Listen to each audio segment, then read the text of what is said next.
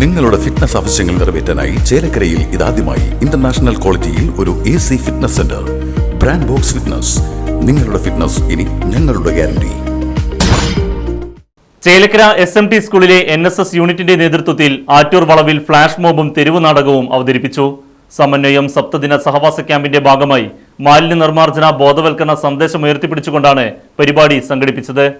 മാലിന്യമുക്ത നവകേരള സന്ദേശത്തിന്റെ പ്രചരണാർത്ഥമാണ് SMT NSS volunteers flash മോബും തെരുവ് നാടകവും അവതരിപ്പിച്ചത്.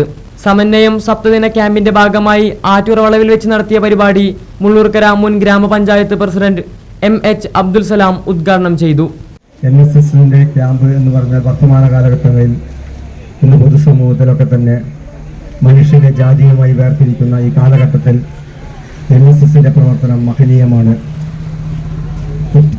പിഞ്ചു മനസ്സുകളിൽ ഒക്കെ തന്നെ മനുഷ്യനെ ജാതി തിരിച്ചുകൊണ്ട് മനുഷ്യനെ വേർതിരിക്കുന്ന ഈ കാലഘട്ടങ്ങളിൽ ഒരുമയുടെ മക്കളായി നാനത്വത്തിൽ ഏകത്വത്തോടുകൂടി ഒരു മതേതര രാജ്യത്തെ മതേതരമായി ജീവിക്കാനുള്ള സാഹചര്യം സൃഷ്ടിക്കുന്നതിന് ഇത്തരം ക്യാമ്പുകൾ ഉപകരിക്കുന്നുണ്ട്. NSS program officer PK Sunitha അധ്യക്ഷത വഹിച്ചു. ഞങ്ങളുടെ ലക്ഷ്യം മാലിന്യമുക്ത നവകേരളം എന്നുള്ളതാണ്.